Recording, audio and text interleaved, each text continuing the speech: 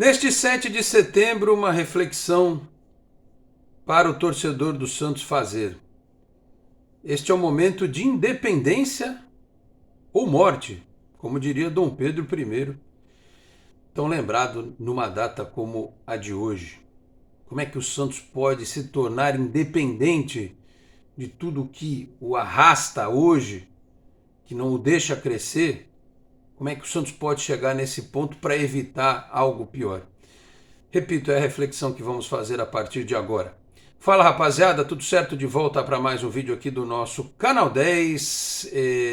Como eu disse, falando sobre o que pode ajudar o Santos a se tornar um time de futebol muito mais competitivo e uma instituição muito mais segura e autossustentável, pronta para competir com os principais adversários do futebol brasileiro. Falo aqui em nome de Peter Leandro e Dani Haddad Fisioterapia.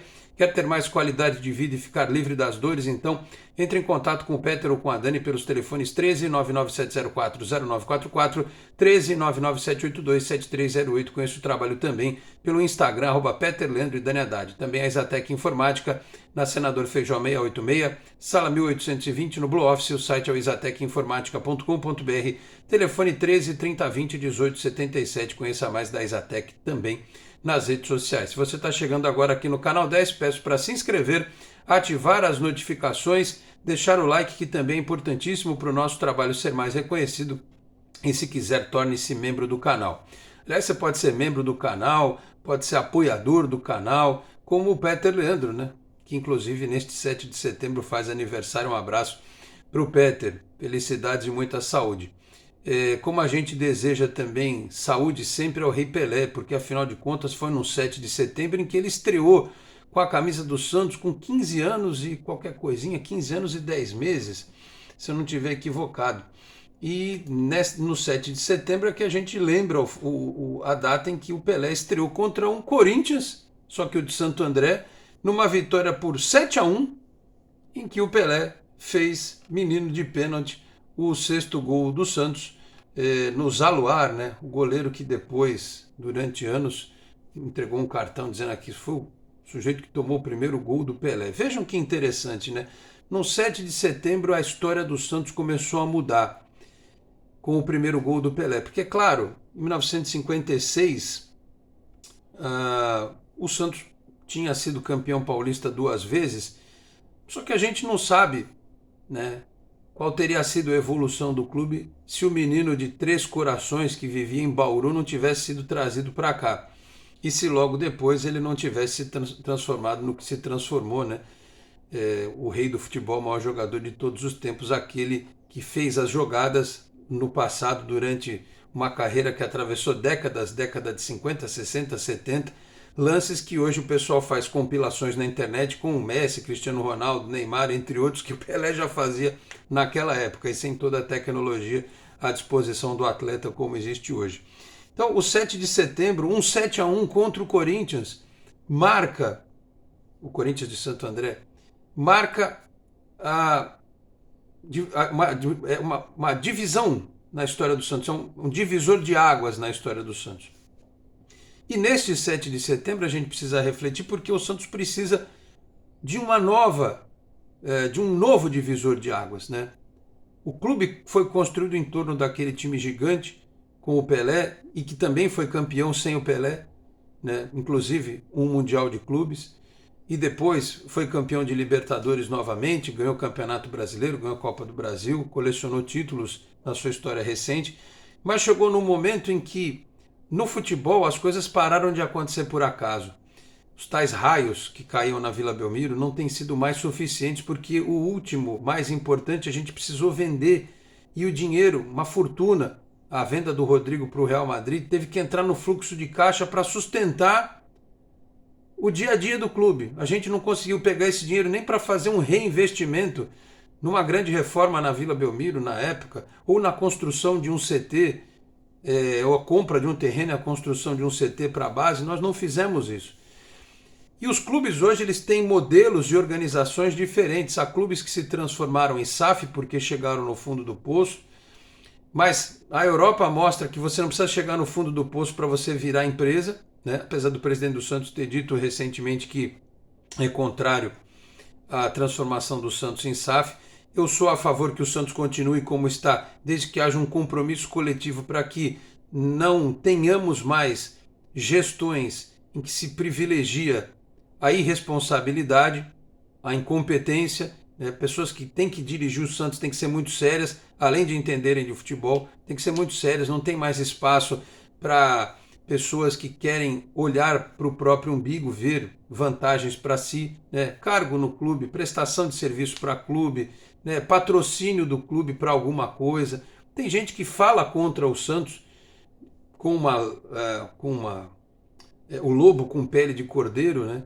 Dizendo que não, faço crítica, sou contra isso, aquilo, porque realmente não tem os seus interesses atendidos. Tem gente que é assim, infelizmente.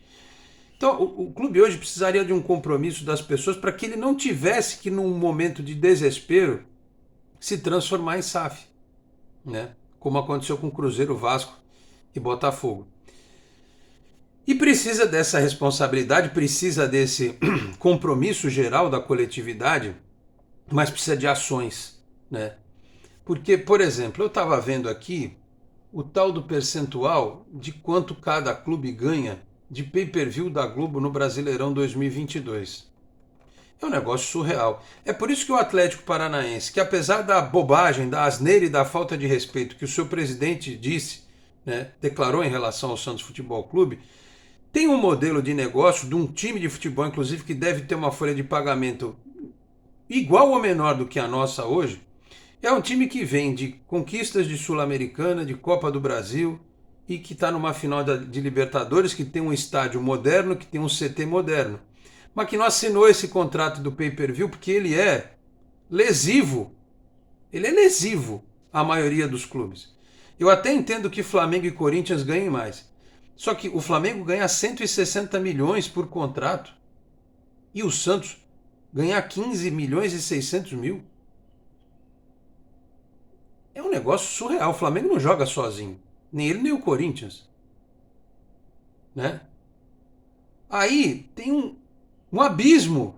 O Palmeiras, que é um time que hoje está aí disputando tudo, 32 milhões. O São Paulo, que está atrás do Palmeiras há um tempão, ganha 36.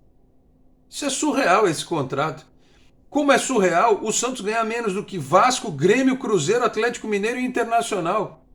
Quem foi que brigou por esse contrato aqui? A questão só é, o Santos hoje tem como peitar a televisão? Fala assim, por esse contrato eu não assino, como o Atlético Paranaense fez. O Santos tem condição de fazer isso? Não tem. Não tem como peitar. Sabe por quê? Porque não tem de onde tirar recurso. O Santos hoje vive do dinheiro da televisão e da venda de jogadores. Jogadores que, como eu já citei, o Rodrigo, a gente mal aproveita. Porque tem que vender logo. Como já vendeu o Kaique, como daqui a pouco tem que vender o Ângelo, como vai ter que vender o Marcos Leonardo, como daqui a pouco vai ter que vender o David do Sub-17, o Miguel do Sub-20 e por aí vai. Mas como é que a gente vai competir se não for vendendo jogador e pegando o dinheiro da televisão? Bom, primeiro que o Santos tem uma marca gigantesca. Eu estava falando com o Pablo Vidal Torrado, que é membro aqui do canal, e ele estava na Espanha. Ele me falou, conversando com uma pessoa lá, o sujeito achou, falando sobre futebol, que Neymar, Robinho, outros jogadores tinham saído do Flamengo. O Gabigol. Ele não sabia que os jogadores tinham sido revelados no Santos. É o paradoxo da modernidade. Quanto mais informação as pessoas têm à disposição, mais ignorantes elas são, porque elas vivem nas suas respectivas bolhas e elas não se dão ao trabalho de pesquisar alguma coisa diferente daquele mundinho onde elas vivem. Isso não é uma exclusividade do Brasil, acontece no mundo inteiro. Então, diante deste novo cenário, como é que o Santos deveria trabalhar sua imagem internacional? Claro, teve aquele evento lá em Portugal, vai ter alguma coisa na África, eu sei. Mas não é possível que a pessoa que no mundo do futebol acompanhe futebol não saiba que estes jogadores da história recente foram revelados pelo Santos. Ah, mas esse aí deve ser um ignorante, um alienado. Pois é, mas não deveria ser assim. Não deveria ser assim. O Santos tem uma marca enorme que precisava ser trabalhada. O Santos precisava usar essa marca para atrair investimento de patrocinadores. O Santos precisava conversar com o seu torcedor para saber por que ele não é sócio. Porque no universo de 8 milhões de pessoas a gente tem 34 mil associados. É preciso saber e é preciso criar ferramentas para que essa pessoa possa ajudar o clube. E essa pessoa também precisa, esse torcedor precisa ter a boa vontade de ajudar o clube, como lá no começo da história do clube, onde abnegados fizeram o Santos ser o que foi, se tornou, né? Então, aquele valor de R$10, ok, não quiseram aprovar, mas por que não repensar isso para as pessoas que são de fora do estado de São Paulo e que talvez nunca tenham a chance de vir a Santos ver um jogo do Santos? Ficam esperando um jogo da Copa do Brasil nos mais distantes locais do país para poder ver o Santos em campo, né? Então é preciso que se trabalhe de uma forma mais efetiva, de conversar com o torcedor para saber por que ele não é sócio. Porque se a gente tivesse 100 mil sócios, ao invés de 34 mil, façam uma conta rápida e vejam quanto o clube arrecadaria mais por mês, como isso impactaria na folha de pagamento do elenco e em despesas do dia a dia do fluxo de caixa, né? O Santos precisa ter verba de estádio, de venda de bilhete. Clubes aí fazendo 3, 4 milhões por jogo. E o Santos fazendo 400 mil. A Vila Belmiro hoje, do jeito que está, não pode continuar. Se esse projeto da W Torre não for aprovado, o Santos tem que ter um plano B. Eu sei que não dá para comprar um terreno para um estádio maior, em qualquer lugar, seja aqui na Baixada Santista, seja em São Paulo, custa muito caro.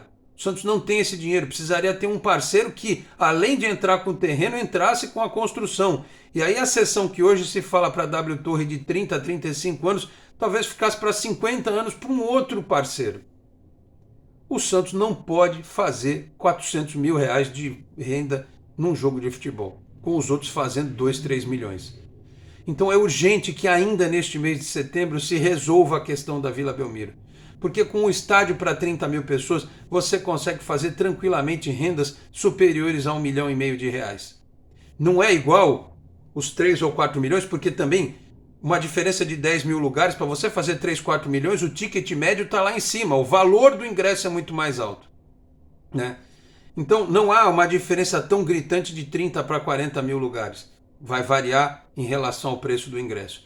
Mas também é preciso haver um planejamento para que o Santos, que é um time que tem uma raiz em Santos, mas que é uma árvore gigantesca com galhos que se estendem em direção ao infinito, que o Santos faça com que todo mundo que olha para essa árvore gigantesca que é o Santos possa ser contemplado com os jogos em São Paulo, no Pacaembu, quando o Pacaembu estiver pronto, ou no Canindé, ou no Morumbi, que é o estádio do São Paulo, que é onde cabe mais gente, ou no interior, que tem praças esportivas com capacidade superior a 20 mil lugares. O Santos, quando tiver shows aqui, se a gente tiver a Vila Belmiro reformada, tem que planejar bem onde vai jogar, né? Então, isso tudo passa por um entendimento de toda a coletividade do Santos. É a hora da independência, é a hora de copiar bons modelos, como o do Atlético Paranaense e de outros clubes, que inclusive tem centros de treinamentos que nós não temos.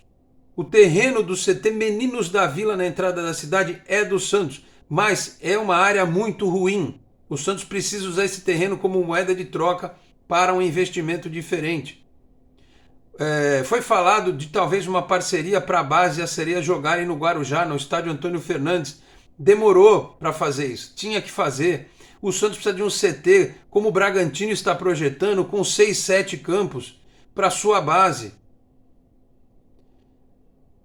O Santos precisa resolver a história do CT Repelé, está em tratativa. O Santos quer comprar a área, que é da SPU, a Secretaria de Patrimônio da União, porque não pode correr o risco de acontecer o que aconteceu com a Portuguesa Santista, que perdeu parte de sua área, porque o terreno é em regime de comodato. Então, meus caros, a reflexão num dia como hoje, um 7 de setembro, uma independência, é que se o Santos não copiar modelos, adequar a sua realidade, de ser um clube que tem um gigantismo na sua sede e fora dela também, né? Se o Santos não encontrar estes formatos, se as pessoas não pararem de fazer politicagem suja e rasteira e começarem a trabalhar em prol do clube, daqui a alguns anos não vai restar Santos. Quer dizer, vai existir um Santos de meio de tabela ad eternum. Não vai existir mais um Santos que brigue para ser campeão.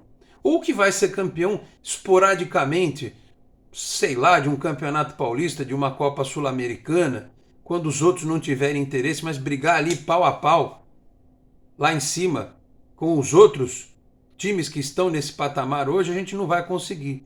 Então passa por um estádio novo, passa por um CT de base mais moderno, com capacidade para que a gente possa fazer valer a marca dos meninos da Vila de forma plena, da resolução da situação do CT Rei Pelé, de um aumento no número de associados, de um trabalho de marketing melhor por parte do Santos, porque senão a gente vai ter que ficar rezando para o Neymar voltar, para que os olhos retornem para o Santos, como na época em que ele estava aqui e quando o Pelé jogava no Santos. Até surgir um novo jogador desse nível, para que os olhos se voltem novamente para o Santos.